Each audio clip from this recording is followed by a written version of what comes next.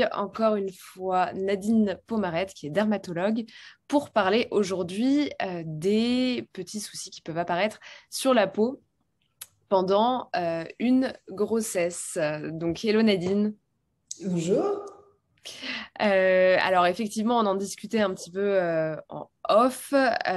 Tu nous as parlé voilà, des petits problèmes qui pouvaient apparaître sur la peau quand on a, parce qu'elle est quand même mise à rude épreuve pendant une grossesse, et donc on peut voir des marques apparaître. Est-ce que tu peux nous en dire un peu plus sur le type de problèmes qu'on peut rencontrer sur la peau pendant une grossesse? Eh bien, je dirais que surtout, ce qu'il peut y avoir, c'est des problèmes de taches, des problèmes d'élasticité de la peau et des problèmes sur les vaisseaux. Grosso modo, c'est les trois angles qui sont les plus importants. Alors, sur les taches, pendant la grossesse, on parle de masque de grossesse ou de mélasma. Ce sont ces taches irrégulières qui peuvent apparaître sur le visage, autour des pommettes, sur la lèvre supérieure ou sur le front. Ces taches, elles sont liées à une hyperpigmentation de la peau qui est due à l'imprégnation hormonale particulière pendant la grossesse. Il y a des solutions pour essayer de l'éviter. C'est tout d'abord de bien se protéger du soleil pendant toute sa grossesse et dès le début et jusqu'à la fin de la grossesse, et je dirais même dans les semaines et mois qui suivent, surtout si on allait. Et pourquoi? Parce que les taches pigmentaires, elles sont induites bien sûr par l'exposition aux UVA ou UVB, mais aussi par la lumière bleue ultravisible de la lumière visible. Et ça, c'est très important. Aujourd'hui, on a des protections solaires qui nous permettent de nous protéger aussi de cette lumière bleue qui est connue pour être maintenant pigmentogène, c'est-à-dire qu'elle induit des taches. Donc ça, c'est bien sûr la protection. Protection aussi, le chapeau, les lunettes, dès qu'on est en situation d'exposition solaire, pour éviter au maximum ce risque d'hyperpigmentation. Et Ensuite, alors, excuse-moi, mais sur le mélasma, simplement pour rebondir là-dessus, est-ce que le mélasma existe avant la grossesse? Est-ce que, par exemple, on peut avoir des taches pigmentaires qui sont un peu sous la peau, mais qui sont révélées par la grossesse? alors, il y a des taches de mélasma qui existent en dehors de tout contexte de grossesse, voire même de contraception, parce on dit toujours que c'est à cause des hormones. C'est vrai, mais pas forcément, puisqu'on a des cas de mélasma en dehors de cela. Et parfois, on a des patientes qui ont effectivement des taches préexistantes à la grossesse et qui, du coup, s'aggravent pendant la grossesse. D'où la protection solaire obligatoire pendant toute la durée de la grossesse pour éviter, d'une part, qu'elle s'aggrave, et puis de toute façon, ensuite, après, on a des solutions qui permettent aussi de les traiter. Et donc là, on parle donc de mélasma, donc qui est le masque de grossesse, hein. Est-ce que ça concerne le visage uniquement? Est-ce que si par exemple on s'expose au soleil les jambes, les taches peuvent apparaître ailleurs? Non, le mélasma, c'est vraiment concentré, c'est vraiment une entité particulière, c'est des taches irrégulières en nappe et c'est vraiment le visage qui est touché de façon très élective, oui. D'accord, ok. Et donc, et en fait, je t'ai complètement coupé Mais c'est pas euh, grave. pour les tâches et je te posais la question justement des différents soucis qu'on pouvait avoir pendant la grossesse liés à la peau. Euh, il y en a donc aussi d'autres, mais plutôt sur la peau du corps et c'est ce dont tu parlais. Donc, je te laisse continuer. Ok, donc il y a aussi bien sûr le fait de l'élasticité de la peau, puisqu'en fait il y a une prise de volume au niveau du ventre, au niveau des seins, qui font, et la prise de poids qui l'accompagne, qui font que la peau est soumise à rude épreuve au niveau de son élasticité. Tout le monde n'a pas la même tonicité, la même élasticité au niveau de la peau. Alors en ce qui concerne justement ces vergetures qui peuvent apparaître, on peut les prévenir grâce à l'utilisation d'huile pour essayer de faire en sorte que la peau soit plus souple et subisse cette extension obligatoire pendant la grossesse sans dommage et sans présence de ces vergetures. Mais là aussi, on a des femmes qui, lors de l'adolescence, ont présenté des vergetures lors de leur adolescence et qui, effectivement, vont en présenter d'autres lors de la grossesse et d'autres qui n'en ont eu aucune pendant l'adolescence et qui vont en faire pendant la grossesse. Généralement, plus une grossesse est jeune, plus le risque de vergeture est important, plus la prise de poids est importante, plus le risque de vergeture est important. Là encore, la prévention reste quand même le meilleur des traitements. Donc, ça veut dire que dès le 4e mois, même quand il n'y a pas encore de grandes différences de volume, il faut appliquer toutes les crèmes, huiles et autres qui existent sur le marché, qui sont des traitements anti-vergeture préventifs. Alors, quand tu dis la grossesse est jeune, la grossesse, le début de grossesse, tu parles ou tu Bien veux sûr, dire... oui. Ok, oui. Oui. C'est assez amusant d'ailleurs, enfin oui, sur l'élasticité de la peau, parce que donc il y a une différence d'élasticité pendant la grossesse.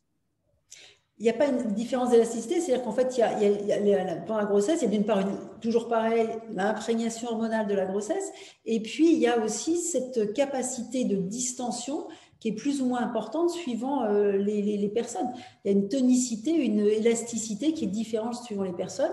Et comme je te le disais, on a des jeunes patientes pendant l'adolescence qui n'ont pas forcément pris beaucoup de poids, mais il y a une différence de forme, il y a une modification des formes du corps qui font que des vergetures peuvent apparaître au niveau des seins, au niveau des hanches, par exemple. Donc c'est vrai que l'élasticité est variable d'une personne à une autre. Mais la grossesse est un moment très particulier où effectivement la distension des tissus va être plus importante du fait de la prise de volume aussi. Et est-ce qu'on peut faire de la prévention vraiment très en amont d'une grossesse, par exemple? Est-ce qu'on peut vraiment venir travailler, voire modifier l'élasticité de la peau, ou c'est quand même quelque chose qui est très lié à la génétique, voire même aux hormones, ou pas du tout? Il y a une génétique, oui, c'est clair qu'il y a des familles où la peau, souvent, il y a un petit caractère aussi un peu héréditaire sur ces vergetures, mais c'est vrai que clairement, les femmes qui ont beaucoup de vergetures, c'est une élasticité qui est quand même plus modérée. Et puis bon, si c'est une grossesse avec des jumeaux, il y aura une distension quand même très importante, donc il faut faire attention jusqu'aux dernières semaines, parce que c'est vraiment là que ça peut apparaître, alors que jusque-là, tout allait bien. Et puis il faut faire très attention aussi après, parce que s'il y a une perte de poids, par exemple, extrêmement rapide, là aussi, cette distension peut provoquer l'apparition de vergetures. Après la grossesse, s'il y a des vergetures qui sont présentes, elles vont être rouges, elles vont être un peu encore récentes. Elles ne seront pas encore blanches comme elles peuvent l'être sur des cicatrices anciennes. C'est à ce moment-là qu'il faut les traiter. Là aussi, on a des solutions à proposer, pas forcément pour les enlever toutes, mais au moins pour les réduire en taille et pour les lisser, puisqu'en fait, la vergeture, c'est un peu comme une cicatrice. C'est-à-dire qu'en fait, elle est à la fois colorée ou décolorée, c'est-à-dire qu'elle est rouge quand elle est récente et elle est blanche quand elle est plus ancienne, mais surtout, elle est un peu en creux. Et donc, du coup, c'est ce côté un peu très particulier, un peu nacré aussi de la vergeture qui la rend visible. Donc, on a des traitements qui permettent de redonner de la tension cutanée, qui permettent également de les faire cicatriser avec des LED, par exemple, qui fonctionnent plutôt bien dans cette indication. Donc, même si pendant la grossesse, malheureusement, la fin de grossesse se traduit par des vergetures, eh bien, on a des traitements quand même à proposer. D'accord. Et donc là, on a parlé notamment voilà, des petits soucis qui pouvaient apparaître pendant la grossesse. Est-ce que tu penses à d'autres choses qui peuvent apparaître, bah, encore une fois, pendant ou voire après? Il y a ce qu'on disait tout à l'heure, c'est-à-dire les vaisseaux, c'est-à-dire la circulation sanguine. C'est-à-dire qu'en fait, le volume et le poids du bébé font qu'il y a une pression sur le système vasculaire et donc des varicosités. Des varicosités, ce n'est pas des varices. Hein. Les varicosités, ce sont des tout petits vaisseaux fins qui peuvent apparaître, notamment sur la face interne des cuisses, mais également sur les jambes ou sur les cuisses elles-mêmes, et qui sont liés à cette espèce de moindre, je dirais, tonicité de la paroi des veines et qui fait qu'on a ces petits vaisseaux qui apparaissent. Donc là encore, ça peut être déjà préalablement présent avant la grossesse et s'aggraver du fait du volume et du poids au fur et à mesure de l'évolution de la grossesse pendant les 9 mois qui suivent. Et bien sûr, là encore, la prévention est encore très importante. Des douches avec un jet d'eau froide, on évite les bains chauds, On évite également la station trop sédentaire, le fait de marcher, de faire de la natation si c'est possible par rapport à la grossesse.